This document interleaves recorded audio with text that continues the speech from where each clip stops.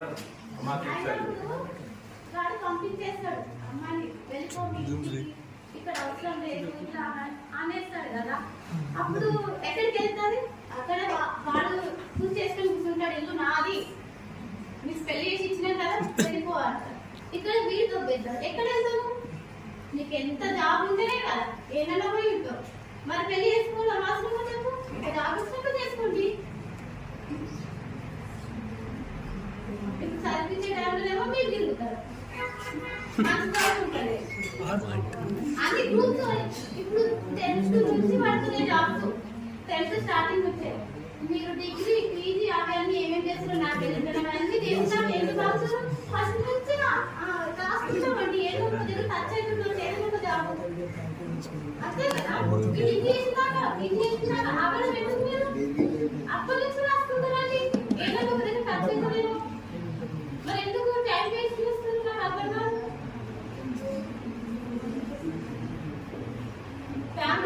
బ్యాంకులలో పీజీ చేసి తీసుకుంటామని అనుకుందా? 10th చదివినాడు వాళ్ళు అదే లెక్క రాస్తుండు, పీజీ చేసాడు అదే లెక్క రాస్తుండు.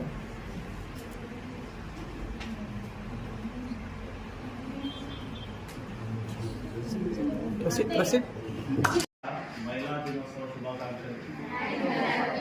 అదే కాకుండా ముఖ్యంగా ఇక్కడ మాట్లాడిన అమ్మాయి కానివ్వండి, మేడం కానివ్వండి, ఇంకా మిగతా అందరూ కూడా చాలా చక్కగా మాట్లాడారు.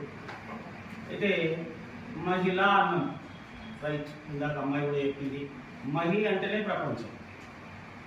అయితే ఆకలిలో అన్నపూర్ణ రైట్, 100% మనందరికీ కూడా తెలిసిన విషయం.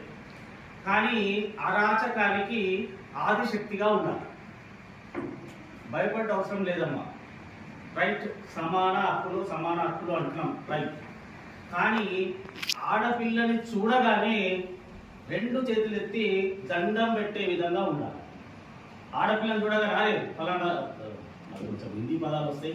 అయితే ఫలానా అమ్మాయిని చూడగా అరే అమ్మాయి మా స్టూడెంట్ మా దగ్గర చదువుకుంటే పెద్ద ఆఫీసర్ అయ్యింది రైట్, ఎంత సంతోషం ఉంటుంది చూడండి.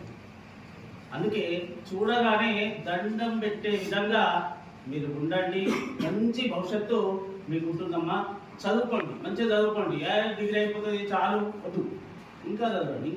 మీ ఓపిక ఉన్నంత కాలం చదవండి. పేరెంట్స్ కూడా మంచి కోఆపరేషన్ ఇస్తున్నారు. ఇప్పుడు నాకైతే మా జమానా లెక్క లేదు కాబట్టి మంచిగా చదవండి. ఆదిశక్తి లాగా ఉండండి, భయపడ్డ అవసరం లేదు.